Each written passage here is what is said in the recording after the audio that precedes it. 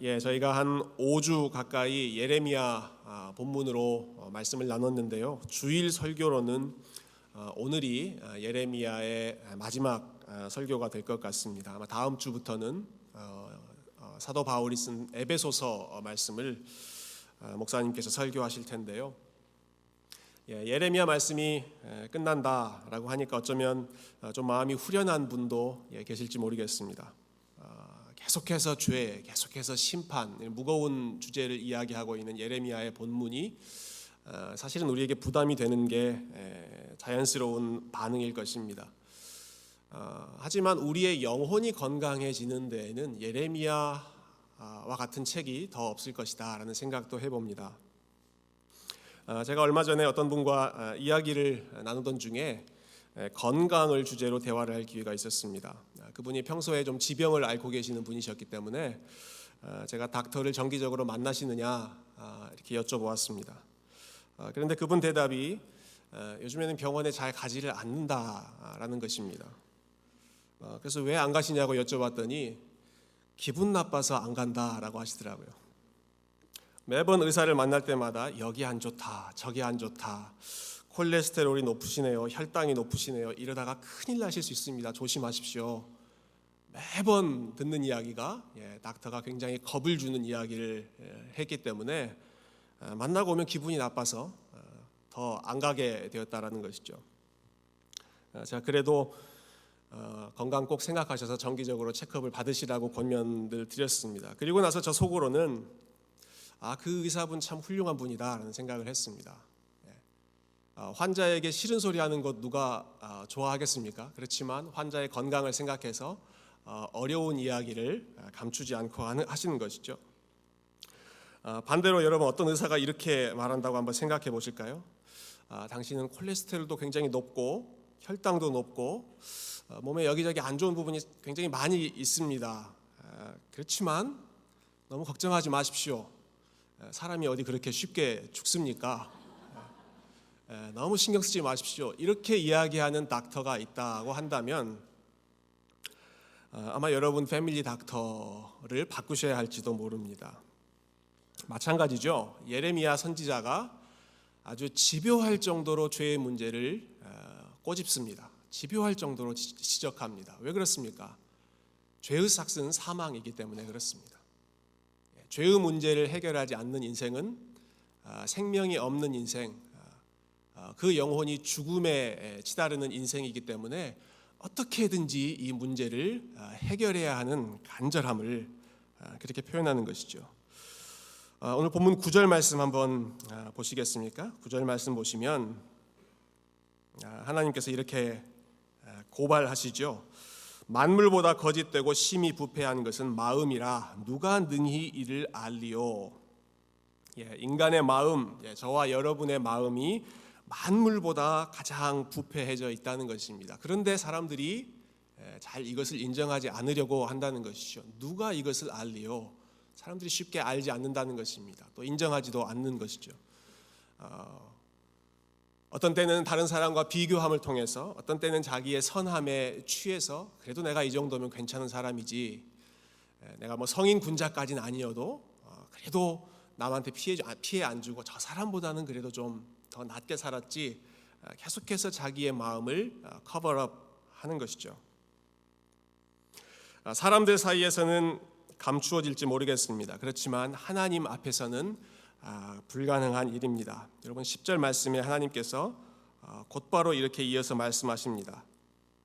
나 여호와는 심장을 살피며 폐부를 시험하고 각각 그의 행위와 그의 행실대로 보응하나니. 하나님이 사람의 마음, 저와 여러분의 마음을 꿰뚫어 보신다라는 것입니다. 유대인들은 심장에 생각하는 기능, 또 판단하는 기능이 있다고 생각했습니다. 또 폐부라고 하는 단어는 히브리어로는 콩팥, 키드니에 해당하는데 거기는 인간의 감정을 느끼는 기관이다라고 생각했습니다. 하나님께서 우리의 심장, 생각하는 것, 판단하는 것도 꿰뚫어 보시고 우리의 폐부, 감정, 의지 이러한 것들도 다 꿰뚫어 보시는데 만물보다 부패한 것이 사람의 마음이다. 그러니까 이 문제를 직면하고 이 문제를 해결하지 않는 한은 소망이 없다는 것이죠. 그래서 계속해서 죄의 문제를 다루었고 그 중에서 오늘 가장 문제가 되는 죄 한 가지를 본문에서 집중적으로 지적하고 있습니다. 근데 하나님의 마음이 굉장히 단호해 보이는 그러한 것을 저희가 느낄 수 있습니다. 1절 말씀이 이렇게 시작하는데요.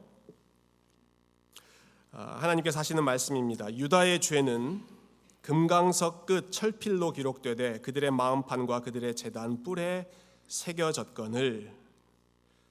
유다의 죄를 무엇으로 기록하신다라고 하십니까? 금강석 끝 철필로 기록하겠다. 세상에서 가장 단단하다는 그 다이아몬드의 뾰족한 그 끝으로, 여러분 다이아몬드 생각하시면 항상 아름다운 모습만 보셨죠. 그 끝에 그 가장 날카로운 부분, 절대로 부서지지 않는 것으로 너희들의 마음판에 내가 너희들의 죄를 단단히 새겨놓겠다라는 것입니다. 사람들의 마음만이 아니라 제단의 뿔에도 사람들이 와서 자기의 죄를 용서받기 위해서 제사 드리는 그 제단의 뿔에도 너희의 죄를 금강석 철필로 새겨놓겠다라는 것이죠. 굉장히 단호한 그런 하나님의 마음, 심정이 느껴집니다. 하나님께서 어떤 죄를 새겨놓으셨을까요? 2절 말씀에 그 내용이 이어집니다. 그들의 자녀가 높은 언덕 위 푸른 나무 곁에 있는 그 제단들과 아세라들을 생각하도다. 여러분 아세라라고 하는 이름을 많이 들어보셨죠? 이 이름은 그 당시에 가장 많은 사람들이 흔하게 섬기던 여신의 이름입니다.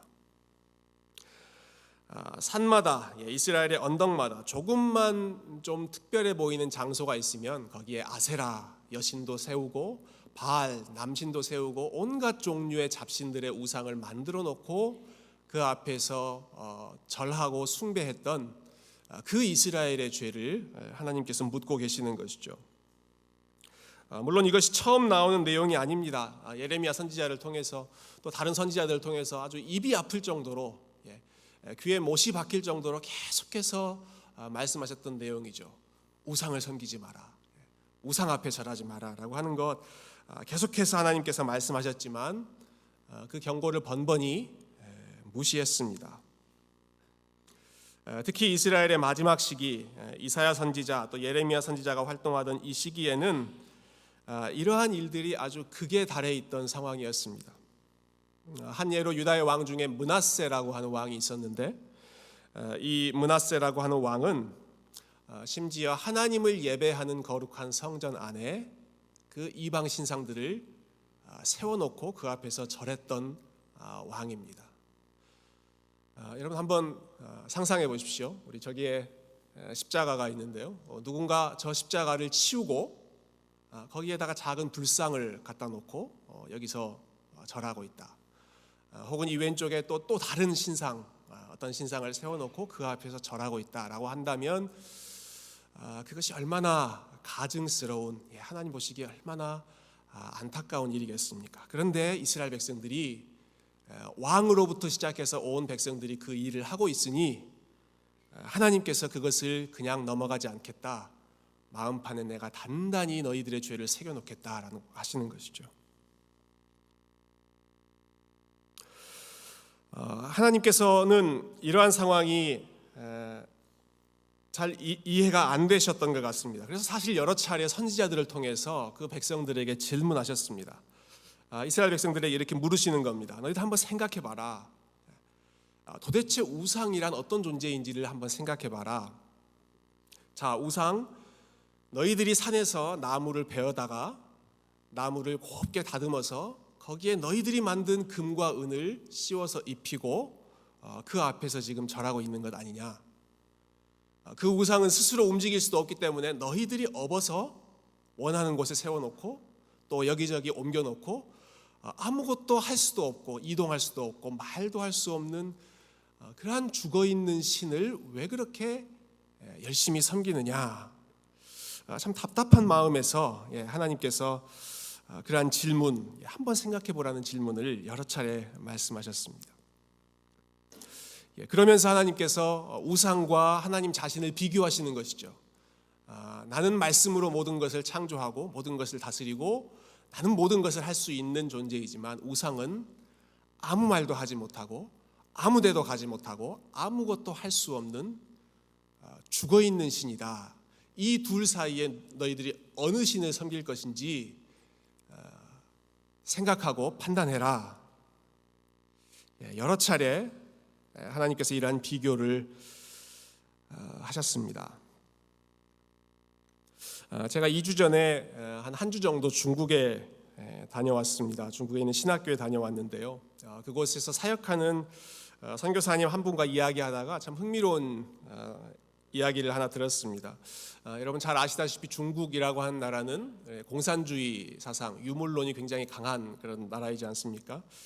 유물론이라고 하는 것은 오직 물질만 존재한다. 오직 유, 물질물, 오직 물질만 눈에 보이는 것만 존재한다라고 하는 사상이지요. 이렇게 유물론 사상으로 오랫동안 교육받았던 사람들이기 때문에 보이지 않는 하나님에 대해서 전도한다는 것이 굉장히 어려운 일이다. 이렇게 말씀을 하시더라고요. 그러면서 한 가지 에피소드를 말씀해 주셨습니다. 이분이 선교사님이 전도하시면서 우리 하나님은 태초에 이 세상을 창조하신 분이십니다. 이렇게 전하시는 것입니다. 그러자 그 말을 듣던 중국 사람이 하나님이 도대체 어디 계십니까? 라고 물어보았습니다. 선교사님이 온유한 마음으로 설명하셨습니다. 하나님은 우리처럼 육체를 가진 분이 아니라 보이지 않는 영으로 존재하시는 분이십니다. 그랬더니 이 중국 분이 또 반문하시는 것이죠. 아니 육체가 없는 분이라면 손도 없고 발도 없는 분인데 어떻게 온 세상을 창조하신답니까?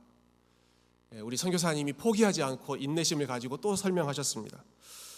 우리 하나님은 손과 발로 창조하시는 분이 아니라 말씀으로 창조하셨습니다.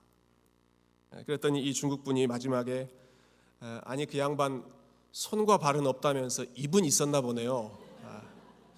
이렇게 대답을 하셔서 함께 웃었다는 이야기를 전해 들었습니다. 갑자기 하나님이 졸지에 입만 살아계신 분이 되셨는데요. 여러분 하나님이 말씀으로 창조하셨다라고 하는 것은 하나님이 그냥 입만 살아계신 분이다라고 하는 것이 아니죠. 말씀으로 창조하셨다, 또 말씀으로 다스리신다라고 하는 것은 그분만이 말하지 못하는 모든 우상과는 구별되는 유일하게 살아계신 분이다라고 하는 것입니다. 하나님의 살아계심을 선언하는 가장 분명한 특징이 그분은 말씀하실 수 있고 계속해서 말씀하신다라는 것입니다. 그러나 우상은 아무 말도 못하는 벙어리신이라는 것인데 왜 이스라엘 백성들은 말씀하시는 살아계신 하나님을 섬기지 않고 말 못하는 자기들이 만들어 놓은 죽어있는 신을 그토록 열심히 섬겼을까? 여러분 상식적으로 생각하면 살아있는 신을 섬기는 것이 합당한 일이지 않겠습니까? 죽어있는 신이 아니라. 이 점을 깊이 고민했던 한 신학자, 구약학자가 이 현상을 이렇게 설명했습니다. 저는 참 저에게 도움이 됐습니다. 구약 이스라엘 백성들이 말 못하는 우상들을 그토록 열심히 섬겼던 이유는 그 대상들이 말을 못했기 때문이다. 이게 도대체 무슨 소린가 하는 생각이 드시죠? 왜냐하면 말을 할 수 없는 신이기 때문에 이스라엘은 자기 자신이 원하는 것을 마음껏 그 신들에게 강요할 수 있었던 것이다. 우상 앞에 자기의 원하는 것, 자기의 욕망을 마음껏 쏟아 놓아도 아무 말 하지 못하는, 아무런 반박을 할 수 없는 그러한 신들을 만들어 놓고 섬겼다라고 하는 것입니다. 그런데 하나님은 어떻습니까? 하나님은 말씀하시는 분이시거든요. 하나님의 성품에 합당하지 않는 것들은 용납하지 않으시는 분이시거든요. 이스라엘 백성들이 그냥 자기 마음 원하는 것 다 그 앞에 쏟아 놓았다가도 하나님께서는 그것은 내가 원하는 것이 아니다라고 말씀하시거든요.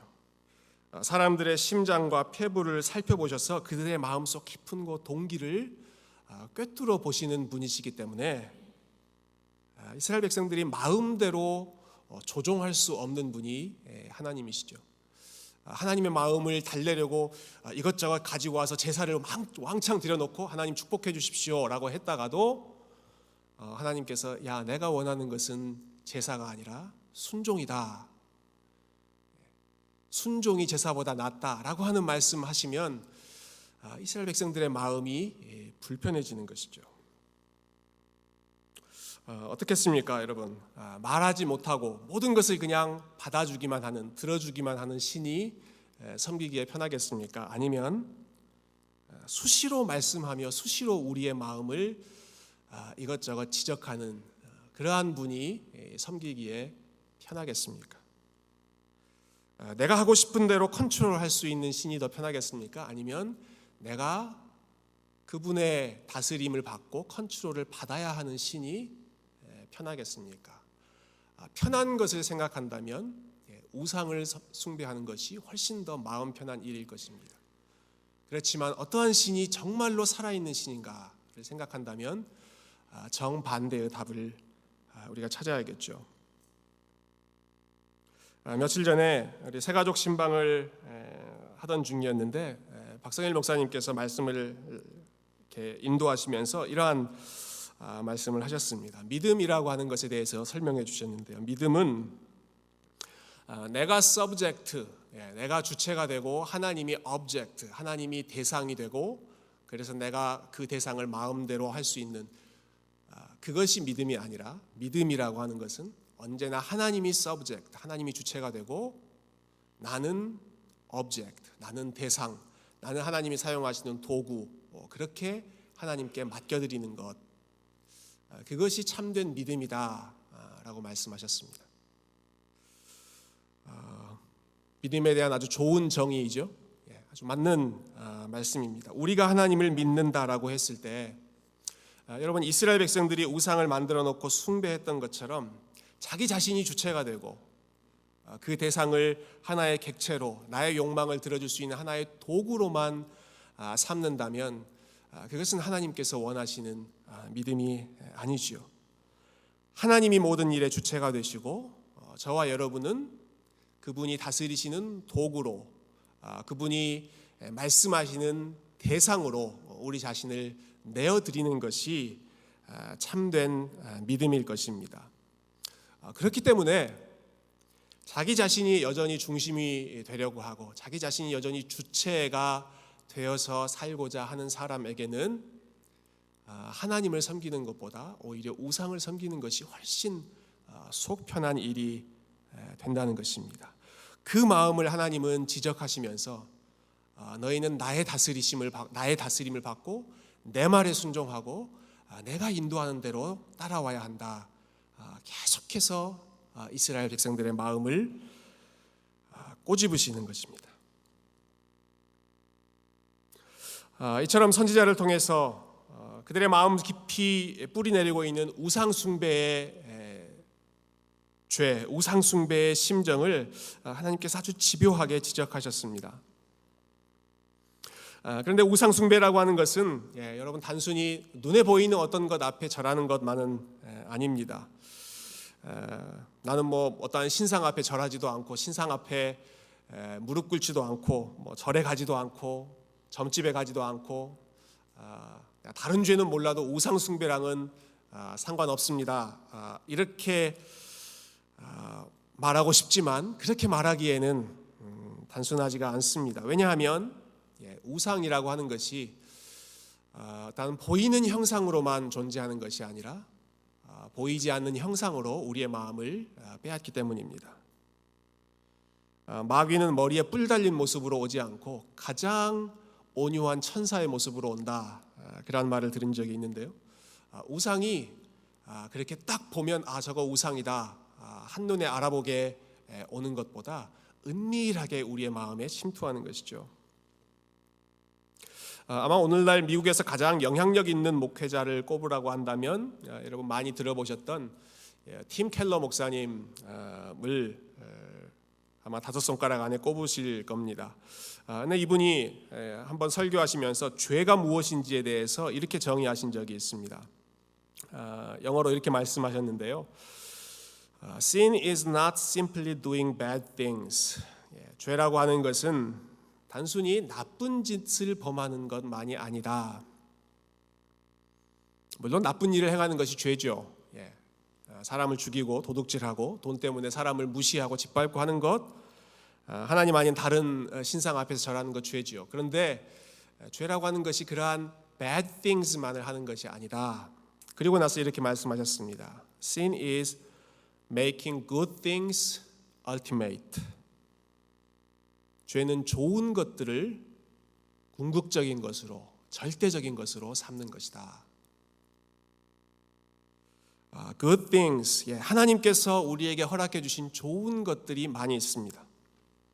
살아가는데 돈도 필요하고요, 건강도 필요하고, 사람들도 필요하고, 가족들도 하나님께서 우리에게 주신 좋은 선물이고, 우리가 꿈을 키워가는 비즈니스, 또 학교, 모든 것들이 다 하나님이 주신 좋은 선물입니다. 그렇지만 그러한 좋은 것이라 하더라도 그것을 궁극적인 것으로, 얼티메이트한 것으로, 절대적인 것으로 삼으면 유일하게 절대적이신 하나님의 자리가 빼앗기기 때문에 그것이 더 큰 죄, 더 분명한 우상 숭배가 된다라고 하는 것이죠.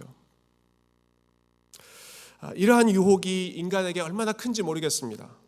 여러분 구약 성경을 읽어보면 히스기야 왕의 이야기가 나오죠. 히스기야 왕에게 하나님이 건강을 허락해 주셨죠.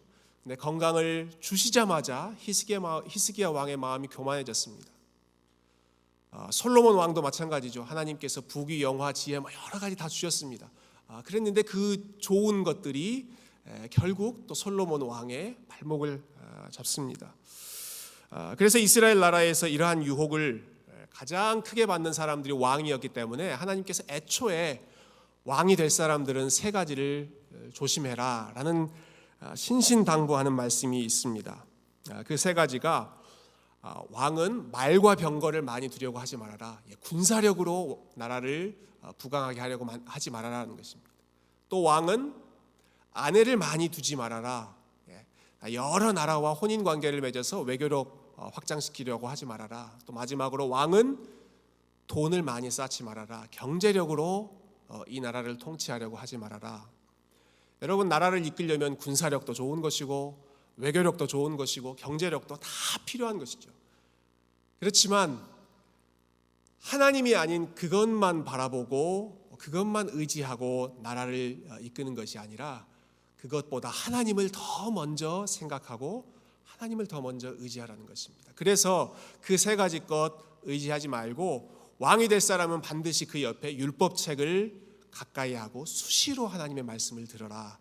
하나님만이 근원, 최고의 도움이라는 것을 늘 명심하라는 것이죠. 오늘 본문 5절에서 하신 말씀이 바로 그 내용입니다. 여러분 5절 말씀 보시면 여호와께서 이와 같이 말씀하시니라. 무릇 사람을 믿으며 육신으로 그의 힘을 삼고 마음이 여호와에게서 떠난 그 사람은 저주를 받을 것이라. 여러분, 사람을 믿고 육신으로 그의 힘을 삼는다는 것, 하나님 아닌 다른 것으로 자기의 힘, 자기의 능력을 삼는다는 말씀입니다. 그 어떤 것이라 하더라도, 아무리 좋은 것이라고 하더라도 그것을 하나님보다 더 앞세웠을 때 그 사람의 삶은 복이 있는 삶이 아니라 저주받는 삶이다라고 하는 것입니다. 그러한 사람들의 모습, 여호와를 떠난 사람들의 모습을 오늘 본문은 여러 가지 이미지를 통해서 말씀해주고 있습니다. 6절 말씀해 보시면 그는 사막의 떨기나무 같다. 아까 우리 찬양 인도자도 말씀하셨지만 물을 공급받지 못하는 사막에 있는 메마른 나무와 같은 삶이 여호와를 떠난 사람의 삶이다. 또 11절 말씀 보시면 참 재미있는 표현이 있어요. 불의로 치부하는 자, 불의로 불을 쌓는 자를 말하는 것이죠. 그는 자고새가 낳지 아니한 알을 품음 같아서 그의 중년에 그것이 떠나겠고 마침내 어리석은 자가 되리라. 자고새라고 하는 새는 메추라기와 비슷한 새라고 하는데요, 이 새가 참 욕심이 많은 새라고 합니다. 그래서 자기가 낳지도 않은 알을 남의 집에서, 남의 둥지에서 가지고 와서는 마치 자기가 낳은 것처럼 그렇게 품고 있는 그런 습성을 가진 새라고 합니다. 근데 불의로 치부하는 사람이 꼭 이와 같다라는 것입니다. 자기가 낳지 않은 자기 것이 아닌데 자기 것인 것처럼 그렇게 안고 있다가 알이 깨어나면 자기 제 집으로 돌아가죠. 그 사람의 재산도 마치 그렇게 흩어져 버릴 것이다 라고 하는 말씀이죠. 13절 말씀도 보시면 이스라엘의 소망이신 여호와여 무릇 주를 버리는 자는 다 수치를 당할 것이라 무릇 여호와를 떠나는 자는 흙의 기록이 되오리니 이는 생수의 근원이신 여호와를 버림이니이다. 여호와를 떠난 사람은 흙의 기록이 된다라고 했습니다. 여러분 땅에다가 흙에다가 이름을 이렇게 써보신 기억이 있으십니까? 흙이 아니라면 바닷가 같은 데 갔을 때 모래사장에 이렇게 이름 써보신 기억 있으십니까? 이렇게 사랑하는 남녀들이 모래사장에 이렇게 쓰잖아요. 영천, 하트, 미정 이렇게 해가지고 제 아내의 이름이 미정입니다. 그렇게 쓰잖아요. 그리고 사진 찍고 그러잖아요. 근데 그거 오랫동안 지속될까요? 바람 불고 물 오고 한 번 발로 쓱싹 해버리면 지워져 버리는 것이 땅에 기록한 이름인데 여호와를 떠난 사람의 삶은 마치 이와 같다. 자기가 아무리 이름을 남기고 아무리 뭔가를 해보려고 해도 순식간에 지워져 버리는 것이 허무한 인생이다라는 것입니다. 여러분 그렇지만 하나님을 의지하는 인생은 어떻습니까? 우리 7절과 8절 말씀 앞에 스크린에도 나와 있지만 우리 한번 같이 7절과 8절 읽어보실까요? 7절 8절 시작. 무릇 여호와를 의지하며 여호와를 의뢰하는 그 사람은 복을 받을 것이라. 그는 물가에 심어진 나무가 그 뿌리를 강변에 뻗치고 더위가 올지라도 두려워하지 아니하며 그 잎이 청청하며 가무는 해도 걱정이 없고 결실이 그치지 아니함 같으리라. 할렐루야. 여러분 이것이 하나님을 가까이하는 사람에게 주신 약속입니다. 여호와를 가까이하는 사람은 물가에 심어진 나무처럼 그 뿌리를 생수의 근원에 계속해서 연결해서 사는 삶입니다. 하나님께서 원하시는 저와 여러분에게 기대하시는 삶이 바로 이러한 삶입니다. 하나님 아닌 다른 것에 뿌리 내리지 말고 터진 웅덩이 물이 조금 나온 것 같지만 금방 없어져 버리는 그러한 것에 뿌리 내리지 말고 생수의 근원이신 하나님께만 뿌리 내리는 삶이 헛되이 사라져 버리지 않는 공허히 없어져 버리지 않는 영원토록 하나님께서 기억하시고 복 주시는 삶이다. 하나님께서 이스라엘 백성들에게 또 저와 여러분에게 이러한 복된 삶을 약속해 주셨습니다. 저희가 예레미야 말씀을 오늘로 마지막 일단락한다라는 말씀을 드렸습니다. 근데 우리가 예레미야를 읽을 때 사실 앞부분만 읽었습니다. 그렇죠? 굉장히 어려운 내용들, 죄에 대해서 우리의 문제에 대해서 계속 지적하는 그러한 말씀들을 주로 읽었는데 이것만 읽고 끝나버리면 너무 허무할 것 같아요. 예레미야의 클라이맥스가 있거든요. 하이라이트가. 우리 31장 한번 보실까요?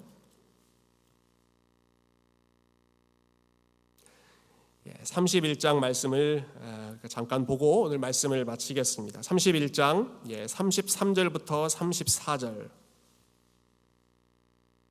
33절 34절 우리 같이 한 목소리로 읽겠습니다. 시작.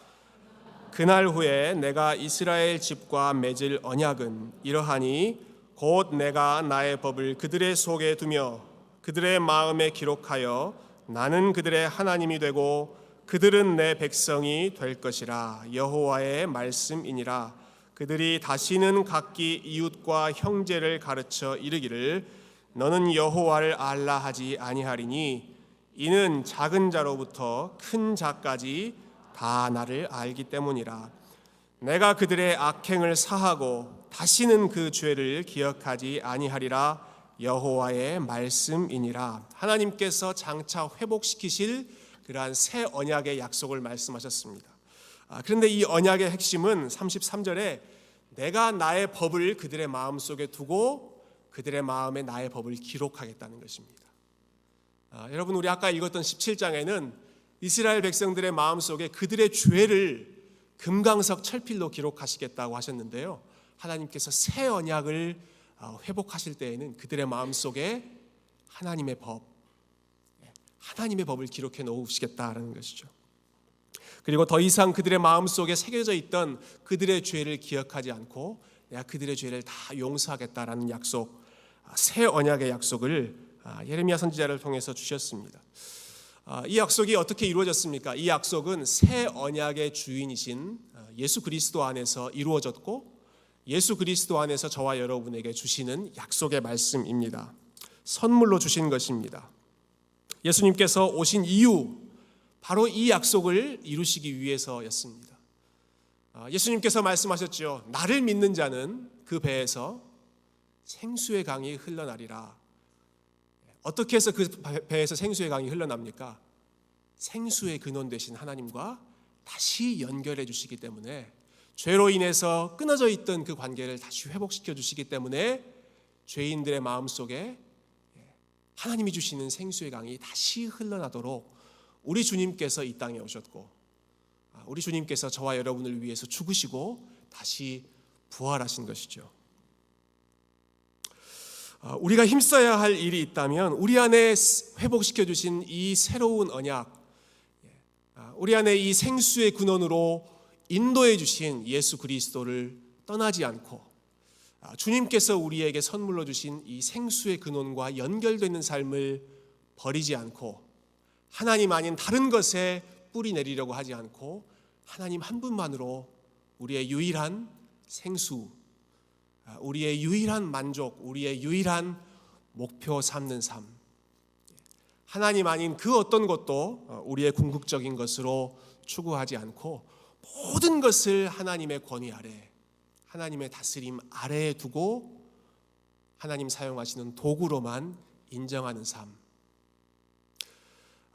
이번 한 주 저와 여러분의 삶이 우리 안에 계신 성령님께서 우리의 마음을 새롭게 하셔서 하나님 아닌 다른 것에 눈 돌리지 않고 우리 하나님께만 우리의 믿음의 뿌리를 든든히 내리는, 그래서 주님 주시는 생수를 충분히 맛보고 누리는 복된 삶 되실 수 있기를 주님의 이름으로 부탁드립니다.